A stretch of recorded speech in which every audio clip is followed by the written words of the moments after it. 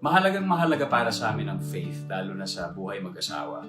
Dahil klaro sa amin na dapat ang Panginoon ang nasa sentro ng aming relationship. Wala nang mas malakas pa, ako hindi siya. Dahil kapag masaya kami, kapag may problema, siya ang aming tatakbuhan, siya ang sagot sa lahat ng mga kailangan namin. Pag sinabi mo kasing faith, ito yung matinding paniniwala mo sa Kanya. At yun ang isa sa pinakamahalagang elemento sa lahat ng buhay ng isang tao. Kailangan meron kang faith sa Kanya. Kahit anong mangyari, kailangan hindi nawawala yun. Dahil naniniwala ako, kami na mag-asawa, at yun ang gusto namin din mangyari sa pamilya namin, na once na nandyan yung faith at matatag yung pananampalataya mo sa Kanya, hindi Kanya bibitawan. Wala ang pamilya namin kung wala siya.